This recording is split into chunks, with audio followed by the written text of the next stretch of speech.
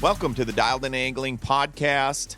We are sponsored by Strike Master Augers, Onyx Fish, and St. Croix Rods. We are sitting currently in South Dakota. My guest is the one and only Marcus Quam.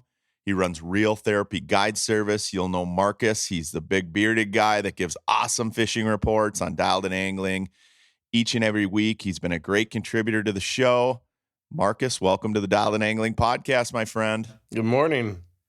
Hey, man, I couldn't be happier to be sitting in South Dakota. We're about to embark on a episode of Dialed In Angling. We haven't quite filmed yet, just arrived, so I figured we get the podcast out of the way. The first thing I noticed when I pulled into town, every gas station is filled with trucks that have snow bears hooked up. There are quite a few snow bears in the area now. I'd say most of the guys that are full-time guiding have converted over to using snow bears for the ice fishing trips now. Webster, South Dakota is definitely a fishing town. You know, I run a guide service, so I spend most of my time around resorts and fishing areas. You know, when you go into the gas station, you get bombarded by the old guys. They're looking for fishing tips, hits. Most gas stations where I live, they sell bait, they sell licenses. That's where we're at in Webster, South Dakota. I know you said on the way in this morning, the guys were hitting you up. You were a little late because they were hitting you up for some fishing information. I absolutely love it. That's what fishing towns are all about, and that's what Webster, South Dakota is all about. Yeah, no, we got a special place here. We got a ton of different lakes in the region. I mean, you can be fishing on, I don't know, half dozen lakes within 10 miles of town. So it is a cool area. Yeah, when you pull up a map, if you pull up the Onyx Fish map or any other map, even just a Google map, that's the first thing you notice is this region is dotted, completely dotted with lakes and potholes and fisheries. And I have some really great memories of fishing here as a kid, but then throughout my adulthood. I remember, you know, because when you grow up in northern Minnesota, you think, you fish Minnesota. This is how my mindset works just because it's where I'm from. But I think Minnesota, North Dakota, Canada, Wisconsin, a little bit in Wisconsin, you know, Green Bay and stuff has really come on my radar over the last 10 years. But really, it was just northern Minnesota, Canada, North Dakota. I didn't think about fishing in South Dakota until I was like late teens, early 20s. And then it was like I had a friend whose parents or relatives were originally from kind of the Bay Area. And I came out here for the first time and I was hooked. The amount of fisheries that you have, the amount of species that you can chase in one day. I remember going to like 3 different sloughs. The first slough we got pike and walleyes. Second slough we got bluegills. Second place we went, we got all walleyes and perch. It was amazing. Yeah, no, it's definitely very diverse and yeah, it is a great fishery. I mean, I started fishing up here and I would say my mid to late teens, I got started coming up here because I was part of a bass club out of Sioux Falls. And so I joined that and I was a non-boater and we had tournaments up here. And as we were fishing for smallmouth bass, we were catching walleyes casting. And I grew up walleye fishing, but I did like to cast. And I thought the bass fishing was cool. But when I realized you could cast for walleye or cast and catch walleyes all year up here, I was instantly hooked on the area. I remember hearing about guys fishing sloughs because, you know, in Minnesota, if you think of most sloughs, they freeze out. We don't even have minnows in our sloughs because they freeze out. But I remember hearing stories of guys in South Dakota fishing sloughs, like literally dumping a boat off the side of the road and fishing cattails and catching walleyes every cast on like a spinner bait, you know, and that's just intriguing to me alone. Where you said you came up here fishing. Where are you from then? I'm from the Sioux Falls area. I graduated about 20 miles north in Del Rapids in a small town. So, yeah, I was 2.5 hours from here. So not too far away, close enough where I would make day trips all the time. I mean, if I had any time off, I was working overnights a lot back then, you know, right after high school. So I was up here on minimal sleep fishing every day I could. When were you when you said you grew up hunting and fishing and you know, what's your whole story? I mean, so my dad used to take me all the time, and I actually grew up pretty much fishing the Missouri River system. We'd fish Lake Sharp, Lake Oahe, that kind of stuff. He was kind of a more of a river rat than a lake guy. And, I did like it out there, but my dad, he was a really particular guy, and he was not going to let me take his truck or boat. I had to go buy my own.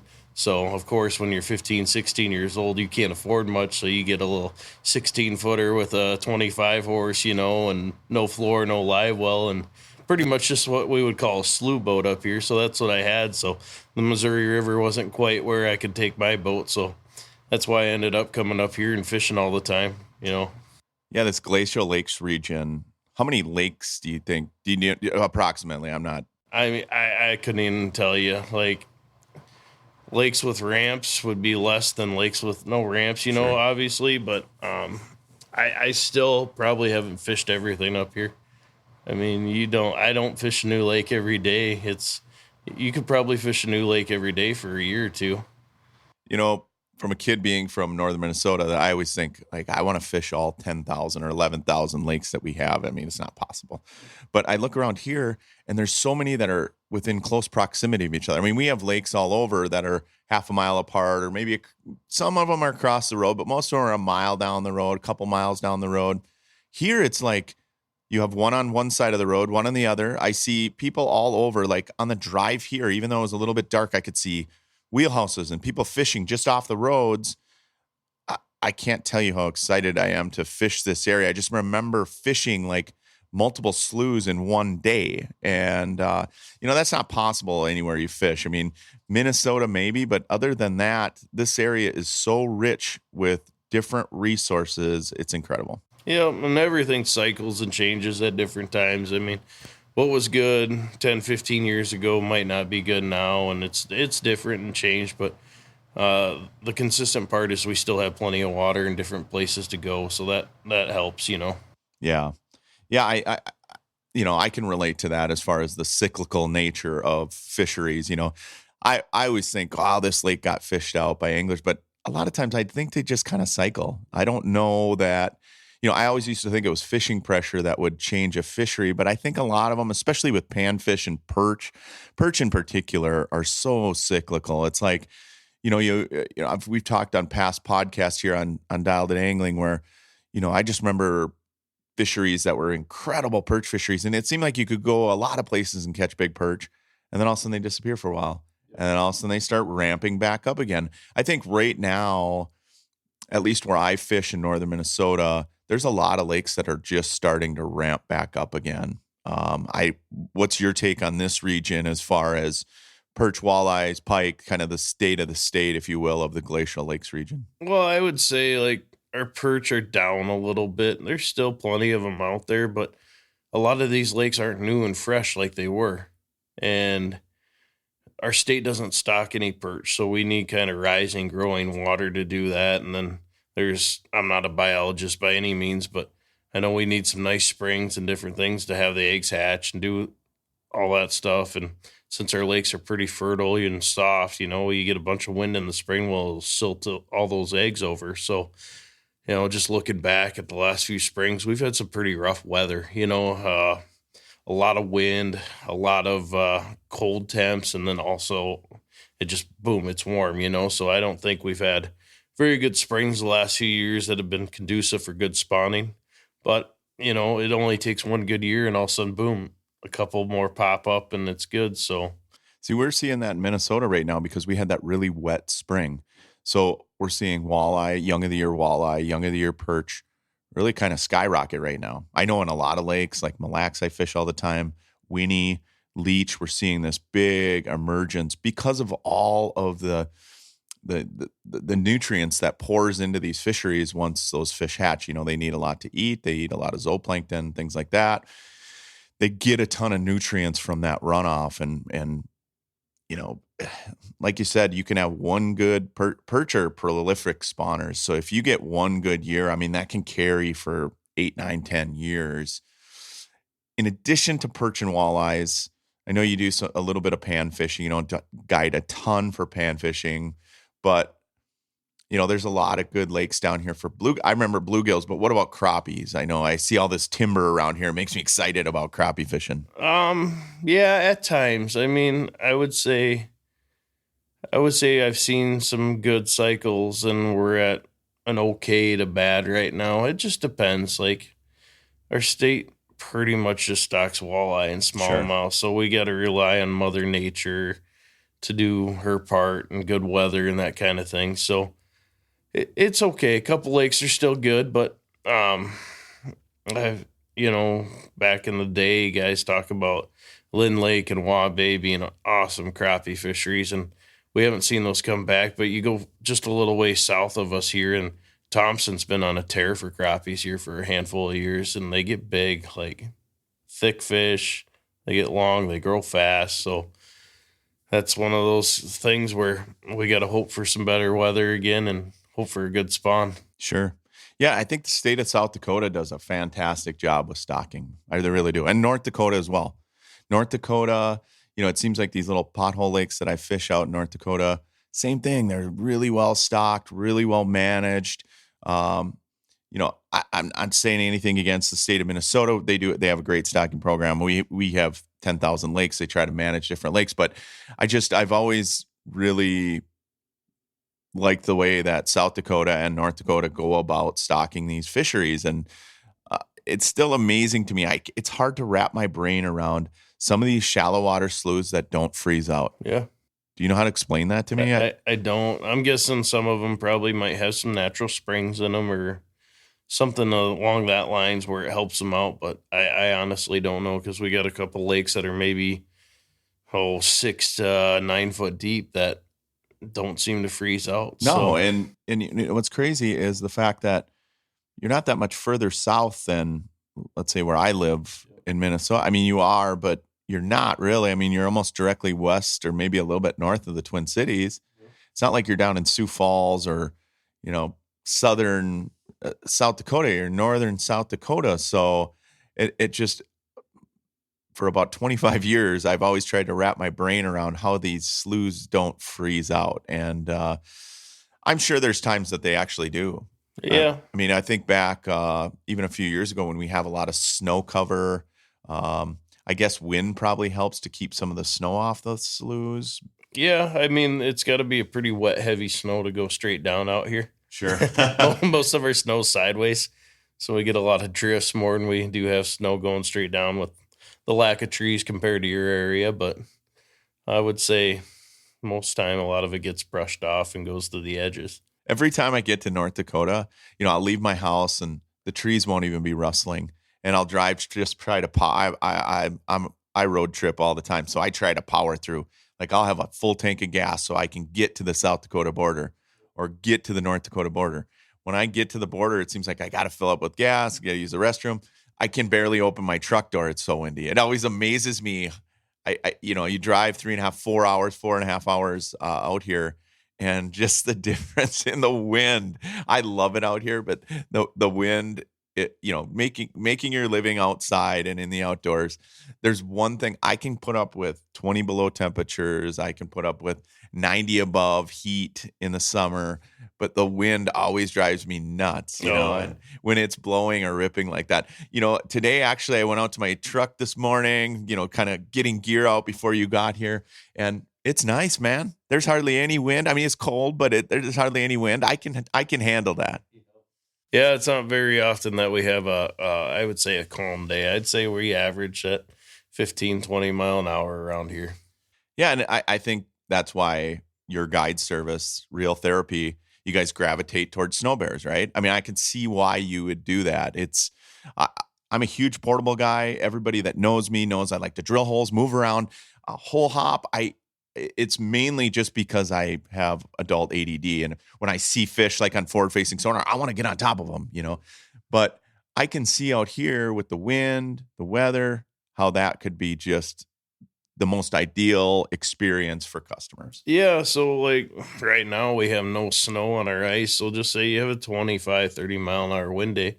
Just even banking in portables is tough. I mean, They're blowing to shore. one wrong gust and it's going. So that's one of the benefits. I didn't think about that when I first got the snow bear. I was more concerned about getting on the ice because we had a lot of snow that year and it was in December. And I'm like, man, like looking at the forecast, we're not going to be able to drive. So I was looking at like track Rangers or Can-Ams or whatever. And, you kind of start pricing everything out and putting it together. And I'm like, maybe I'll start looking at a used Snow Bear. And I started looking at those and ended up buying one. And I remember telling one of my good buddies, he's like, yeah, I think I'm going to go buy a Snow Bear for guiding for ice fishing. And he told me I was an idiot.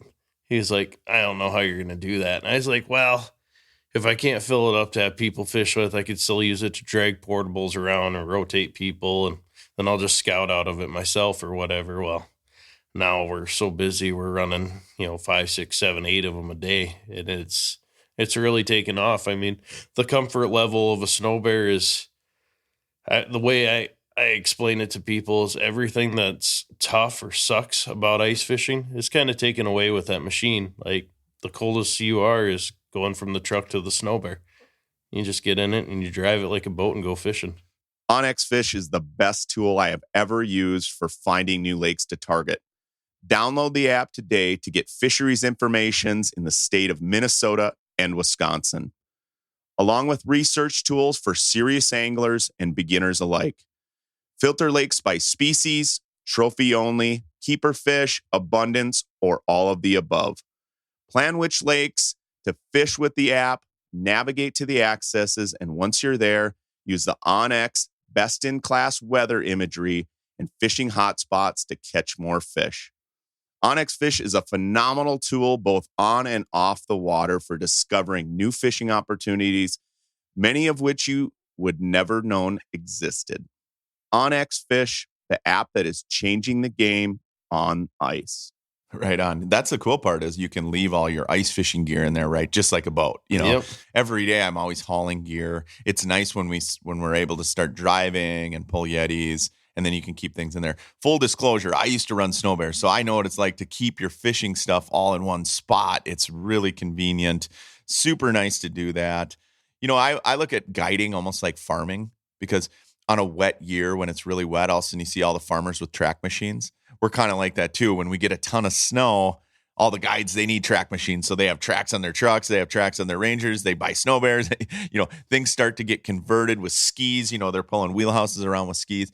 It seems like with different weather situations and the diversity of the weather kind of affects how you guide, and you want to continue to make a living and get people out there comfortably, then you start adding equipment. I know for me as a guide over the years, there was a number of years when I first started that all I needed was a four-wheeler and an otter train behind me. I was just pulling a bunch of portables, just flip overs.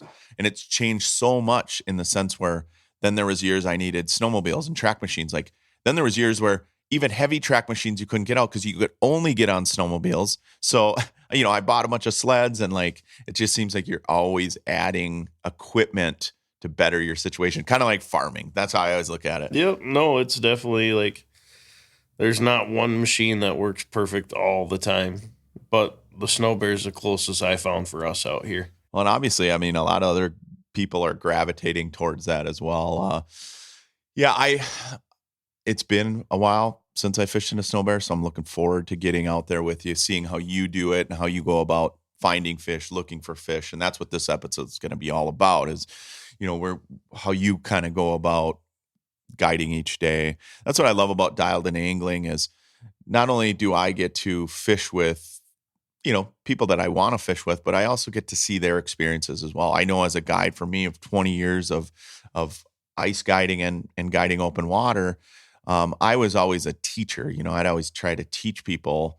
And I've always enjoyed teaching people how to fish and how to fish better. And that's what gravitated me towards guiding. At first, obviously, it was the fishing. I'm a fish head. I grew up fishing just like you and hunting.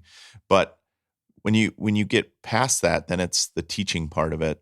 And you can look back at my entire career. I've always been like an open book about teaching people, not only, giving spots, but really teaching them how to catch them. Because you can give anyone a spot. Doesn't mean they're going to catch fish or be successful.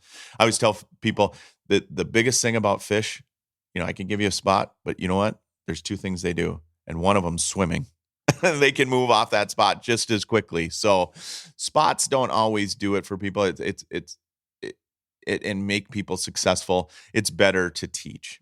Yep. Yeah. There's definitely those fish. They, like you said, they only do a couple things, and swimming's the main one. So, Absolutely. Well, and I'm guess, because I remember being in the snow bear with people. It's an intimate fishing situation. So you can watch everything they're doing.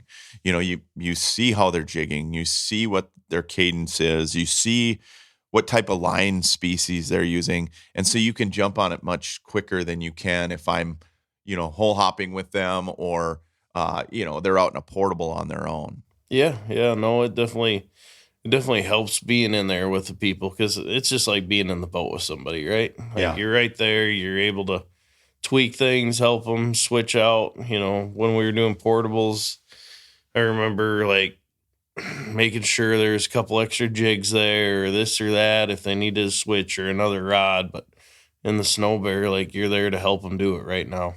Sure. You talked about when you first started fishing in this Webster area, Wabe, Glacial Lakes area. You came up here bass fishing. Now, as a guide, I know you make most of your living walleye fishing and perch fishing. Do you still bass fish? Or, I mean, what are your passions? If Marcus Quam isn't guiding, what's he gonna do that day? Let's say open water. So my big passion is chasing big fish. Okay. And I like to travel and go other places also. But right now we're pretty fortunate because there's a really good fishery just a couple hours down the road. So I ended up spending a lot of time out here on Oahe Okay. chasing some big fish. Yeah. And not that we don't have big fish here, but it seems like they kind of top out at that 28, 29. If you get a 30, that's really big for our area. But yeah, I spent a lot of time out west. I actually guided out there some this fall and ran some what I call trophy trips. So if I have something to do on my days off and I got some time, I'm going to go try to chase a big one. And a big one to me now is a teener. I'm more of a weight guy than a length guy. Okay. So I want to see some, 12, 13s, maybe a 14, 15 if you're lucky. Heck yeah. I fished earlier this year on Dialed In Angling with a friend of ours, Will Pappenfuss, and Will's the same way. Like, he just wants to hunt down a pig. He wants a 34 in a small lake. Yep. That's what he does on his day off.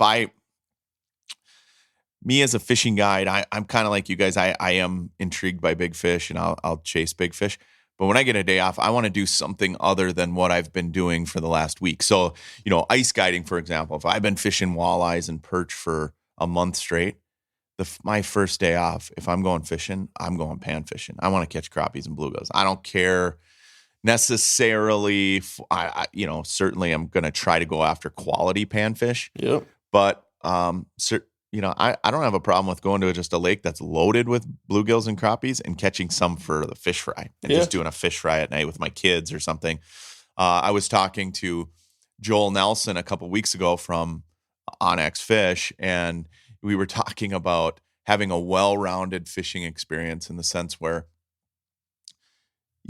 we get so focused on chasing a particular species or, like you said, chasing a giant, Yep. that you forget to, just have a good ice fishing experience. But going out with kids, like with my son, and, he was talking about fishing with his kids and just going out and fishing a weed bed for bluegills and crappies, but then putting tip-ups out. Yep. And just experiencing catching pike, even if they're snake pike, I forget to do that. But when you do that at the end of the day, it is a really fun experience. People are running around for tip-ups. You're catching bluegills. You're catching crappies. You're throwing the big ones back. You're keeping a few for a fish fry. And that's how ice fishing was for me growing up, was just doing that full experience where it's like, you just want to catch fish. It didn't matter, what specific species. And that's what's cool about the glacial lakes out here is there are a lot of lakes that have tons of different species. I remember coming out here, fishing late ice in the timber, right? Just fishing in flooded trees, because a lot of these lakes have come up over the years, and fishing the flooded trees. And the fish were in there for one reason, because it was heat. The trees' trunks were absorbing the heat. I remember the ice was melting around the trees, but that's where everything was. We caught walleyes, we caught perch, we caught crappies, we caught bluegills, everything out of the same hole. Yep. It was incredible.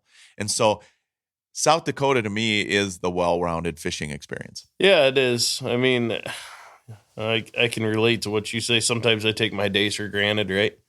You've been here, you've seen it, you've done it. Yeah. And what I think's a good day is maybe a great day to somebody. You know what I mean? You see the good and the bad and the ugly, everything, Yeah. and you get kind of numb to it. I mean, I spend a couple hundred days a year on the water, so it definitely, like, I don't sit back enough and enjoy it and experience it like most people should. Well, and same with me. Like I stopped a long time ago telling people, "Oh, sorry for the tough day," or "Man, that was a great day," because everybody's great fishing day or poor fishing day is different, right? I mean, I remember having days where we caught 75 to 100 walleyes, but the customer was kind of disappointed because all he wanted was one big fish. So I started asking my customer base, "Hey, what are you looking for in this experience? Are you looking for big fish? Are you looking for numbers?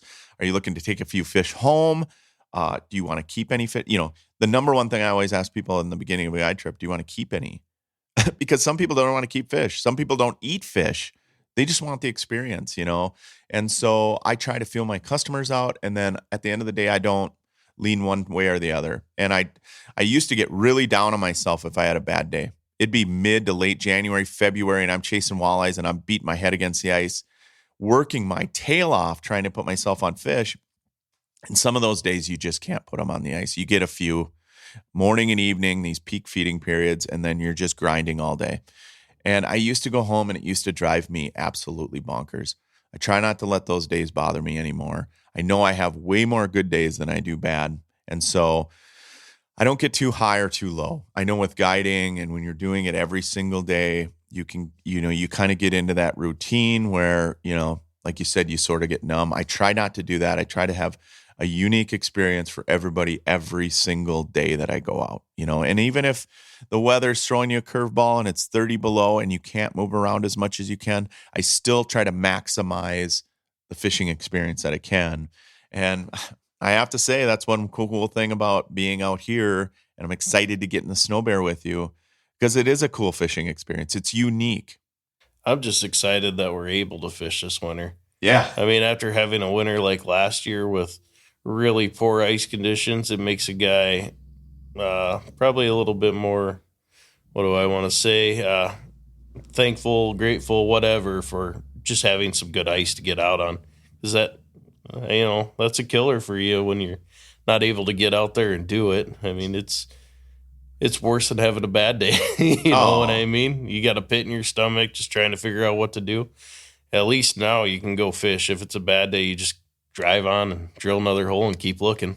I just remember last year your fishing reports, and I felt, because we did have some ice up north and there was lakes, obviously we had dialed in angling. We had a whole season. I had to seek out a lot of different fishing experiences, but I spent more time checking ice than I did looking for fish. And, so but I just remember looking at your fishing reports and others' fishing reports, but yours in particular, and your pheasant hunting and not guiding. And my heart went out for you. As a guide, I was thinking, oh, Marcus, I mean, just hoping at one point you would get on the ice, and I know you did eventually, but it was such a shortened season. And I, like you, this year's dialed in angling season itself has been night and day different from last year. Everyone's excited. Everyone has ice. The fish have been biting. We haven't had a lot of snow, so access to fisheries has been great. Yeah, talk about night and day difference from last year. I'm so happy to see. I could just see the smile on your face, the other contributors to Dialed in Angling when it comes to the fishing reports. The episodes I've been shooting, the experiences I've been able to do, I'm less worried about ice, more worried about catching fish. Yep, and that's the way it should be. 100%. I'm always ice safety first. But, last year I was worried everywhere I went. It didn't matter if it was Lake of the Woods. It didn't matter if I was in North Dakota. Oh, I was just always nervous that, that the crew that came out filming were safe first and foremost, that I was safe. I've never gone through the ice.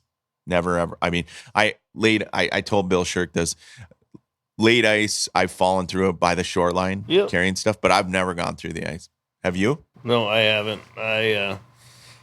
I'm not the first one out. I'm not the last one off anymore. And the more I ice fish, the more respect I have for it. The more you see it change. Like I'm pretty cautious. Like I don't want to ever be put in that situation or ever have that happen to me or anybody that's with me. So I am very cautious. I know last year there was a couple times when we were out scouting and checking, and we would have the snow bear out there, but we would have a guy in front of it drilling all Yes. the way across the lake. 100%. Like, we've never done that before. I mean, we've gone out and tested ice walking around early in the year, but not where we've been having the snow bear behind us while the guys wait in the truck so we can make sure we can get out here. So, Yeah, I'm the same way. I always check ice first. Like in our guide season, we'll walk 6 miles with a spud bar and then someone behind us with a auger chainsaw measuring ice thickness. yeah. It's just the way we go about operating things.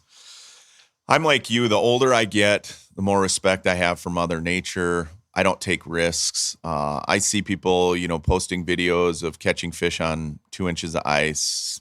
Not interested, Nope. even a little bit. That's why having an ice here like we're having now, it's much more comfortable. You don't have to worry about that stuff. I see a lot of people out enjoying it. Driving here, I saw a ton of trucks and trailers with Rangers and snowmobiles and 4-wheelers.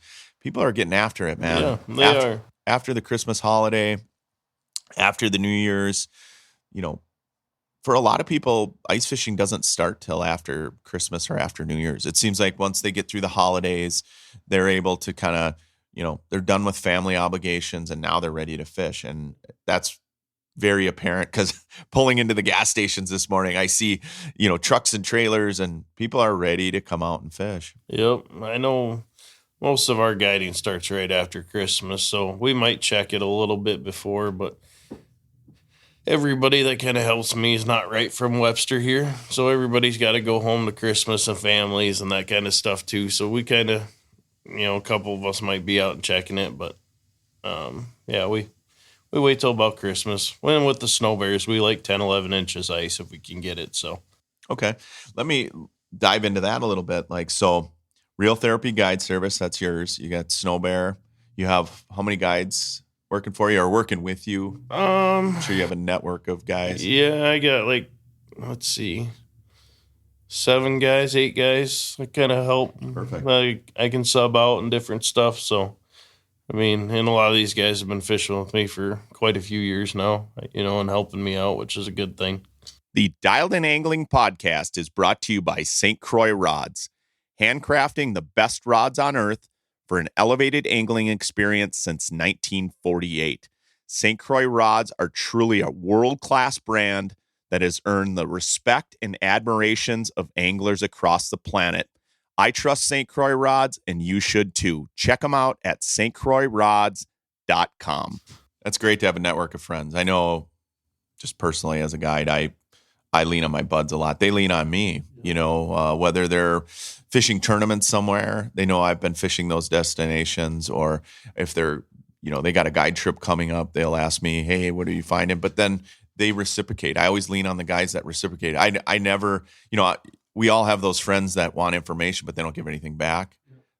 But then you start to kind of weed out some of those people, and then you work with a network of people that you both share information, and that's what it's all about. And if you have 7 or 8 guys out there, there's a ton.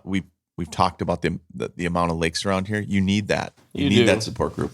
No, and it's good. Like everybody, if you got a day off and you're in a scout, everybody kind of splits off and does their own thing.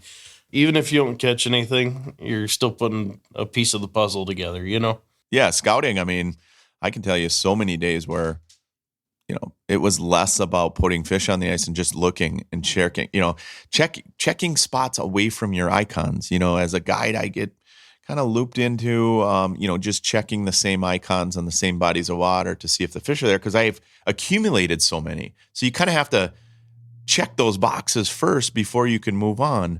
But then like a year like last year, I spent a lot of time looking shallow, with the year we had, exploring weed beds because the weed growth never died off. Out here, you see all this timber. You have to really kind of navigate all that stuff. I'm sure as a guide, you kind of get caught up in fishing the same areas as well, and having people, and some people look at things differently, right? We all look at a fishing situation differently, or we all have our own icons or experiences on those bodies of water. So it's nice to lean on somebody that may look at something a little different than you. Yeah, it is. We're definitely not all the same or cut from the same cloth, which is good because, like you Right. said, everybody's got a different idea or different perspective. So we all kind of do our own thing. Not everybody does the same thing. And you talk about icons. I just sold one of my boats, and I thought I saved all my waypoints, and I went to throw them in there, and they're gone, which is okay. It doesn't matter. You'll go find new ones. I know. I did that in like 2019. So I can relate, man. That makes me so paranoid. I lost all my icons, and then it was like last year, 2 years ago. I'm still trying to recover, and it's not necessarily spots where I marked fish, but I tend to mark icons like timber, rock piles, things out in a basin like that you can't find without an icon. I just was out scouting for crappies, and last summer on this particular lake, I found a dock out in 18 feet of water. And so I was trying to find that dock, and I didn't have the icon for it.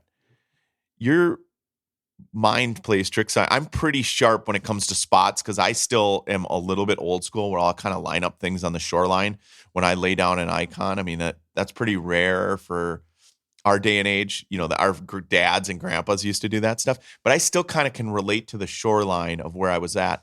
I had a hard time finding that dock, even with forward-facing sonar. I was further east than I thought it was. I didn't think it was as close to shore as it actually was. It was kind of a corner of a basin. Yep. But I found the dock. Yep. But it took me a while.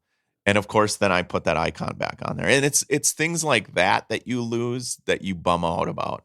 And that's how I do most of my stuff. Like in the wintertime, if I caught fish, I'll probably drop a spot. But in the summertime, I don't ever drop. Like if there's a rock pile or a stick or something, I'll mark the structure, but I don't mark the fish in the summertime usually. No, I probably lay down more icons in the summer because I find stuff, right, with side imaging or forward-facing sonar, and then I convert those over to my winter icons. I have kind of a catalog of winter icons and summer icons, but some of them converge, but it's mostly because of structure. It has nothing to do with the fish were in that particular spot. It usually has to do with the structure. Sometimes it's a shelf or like a contour that lays out that comes really tight on a break. I fish a ton of structure, but I also like finding things out in the basin because I know that winter basin's going to hold fish. If I can find a rock, like a hard bottom spot out in a basin or, a sunken tree or something weird, Yep. I always mark it. Yep, I do too. I'm weird. If I see a stick or something, I'll scroll over, get it if I can, And it doesn't always hold fish. I mean, let's be honest, there's a lot of icons that I've marked where I've never caught fish there, but I always think it looks so cool. And so, you have that icon, but I kind of categorize mine too. I think a lot of people just get in that habit of laying down blue dots, whereas I mark things like the icon. I use the icon symbols where the rock is kind of rubbly looking rock, right? It looks like a rock. There's one that kind of looks like kelp that I use for cabbage. Obviously trees. There's a little pine trees that I use for timber. We don't get as much timber. I don't have as many timber icons as you do out here, but I do mark trees if they're there, especially if I'm, in the Dakota, if there's sunken trees where I can't see them visually. And then I will lay down blue dots for walleyes on spots if they are relating to a particular end of that structure. Like if it's a giant piece of structure and I know I caught them right there on that little corner, I'll mark that because sometimes that does relate and does carry over to ice fishing. So if I mark it in the summer, I know, the fish are probably going to relate to that in the winter. I know for us, we've got, a lot of sharp breaks, and it's usually where that sharp break ends and the contours start to flatten out with a little corner in there. Yep. Those fish use it like a corridor to get up onto that structure a lot of times, and it's walleyes, perch, burbot, a lot of different species of fish will use that almost like a slide. Out here, are you looking more for structure, for basin, all of the above? I mean, what Where's your go-to spot, and then you branch out from there? I mean, I feel like I'm better at fishing the basin than most other things, but it's different every year. Last year was completely different. Those fish were relating more to edges and points and turns and different things, where I feel like I used to fish the basin more, and now I'm starting to look in other places. I think the fish are maybe evolving a little bit, like they're getting smarter, right? People are getting better at fishing. Those fish are moving more, so it varies, and it's from lake to lake out here. It is, honestly. I'm trying to solve that puzzle. Is it the fish are evolving, or are we seeing more than we used to? Because my progression was always start shallow first, right? And then work your way deep. And then about January, February, you're concentrating on basins. March, you start sliding back shallow again. But last year, and I don't know if last year was just an anomaly, and I'm trying to find that out this year because I am still seeing some fish shallow. I looked way shallower than I ever have because I wasn't finding them out in the basin. And I started looking shallow. I was like, these fish are here all year. Now this year, I'm going back to some of those areas and I'm finding them there. So was it that they've always related shallow and I just stopped looking there? Or was it was just easier, there was more concentrations out in the basin? I don't know. I don't know if it's because we have the technology and we're finding them, or if, yes, the fish are actually using different areas. I'm not sure. I don't think anybody can tell you for a matter of fact, right? Right. Like maybe for that time that you're there for a couple days, there's fish here, but I couldn't tell you at this time of the year on this lake, they're going to be here. Like stuff that you think, as soon as you think, it's different, right? Right. It's changing all the time. And that's what makes fishing fun. I'm all about the hunt. It is. For me, I've said it a million times. If you listen to this podcast, if you watch Dialed In Angling, I'm all about the hunt. I have just as much satisfaction finding fish and hunting them down as I do catching them, and that's why I think the perfect job for me is being a fishing guide is, because I don't mind if someone else catches them. I just want to hunt them down. It's kind of like, being I suppose a hunting guide too, right? You don't mind if someone else kills the ducks or shoots the roosters, and you could just watch and be satisfied that you found those birds, Speaking of that, so in addition to being a fishing guide, I know you do a ton of pheasant hunting, and I've been pushing you to take me pheasant hunting now that I know this because I'm a huge bird hunter. Tell me a little bit about your season now. Let's start from, spring, summer, fall, and then into winter. So springtime, we usually get started, I'd say, end of April to beginning of May out here, depending on when the ice is off. Whenever the ice comes off, we start going. That's cool. Because Minnesota, we have the fishing opener. It's great tradition. But for me as a guide, it drives me crazy because I want to fish. I want to fish walleyes. I want to fish bass. They're starting to look at some scenarios, but I've always been envious of you guys and jealous that you guys are already out fishing. I see people in Oahe and people in the Dakotas, and they're whaling on fish. Yep. So go ahead. So we get to start right after ice off. And that's some of the funnest fishing of the year. It's all casting shallow. You're chasing fish that are spawning, or, sometimes, depending on the weather, we get pre-spawners, and then we're in the spawn and then post-spawn. But so we do that, and we guide. I typically guide through October in the boat. So I would say by beginning of November, we're done. Then I do some pheasant guiding. I help some other guys with their outfit. It's nothing that I do on my own. I'm just subbed out on that. But okay. I do enjoy doing that. I got a couple labs now, and they got plenty of dogs, and I like running the dogs and watching them work, and I'll try to get some hunting in myself. But this last year, I think I ended up doing about 30 days of pheasant guiding, so fun. That kept me pretty busy. And starting Christmas time there, we're ice fishing, and we do that until, I would say, probably mid-March. Okay. Is average, but it just depends when the ice is going out or how long it is. It seems like on the years where ice has lasted a long time, we have a hard time getting customers come late in the season. You know what I mean? Because a lot of our guys are traveling in from Iowa or Nebraska where their weather's nicer. So they're not really thinking about ice fishing. They might be 40, 50, 60 degrees and we're still 10, 20, 30 up here, but they're getting all their farm equipment or whatever ready for spring, and But that's okay. That usually gives me a chance to take a fun trip somewhere, maybe a destination ice trip. I used to go to Winnipeg all the time. I'll sneak up to Devil's Lake every once in a while and try some ice fishing up there just for some different scenery.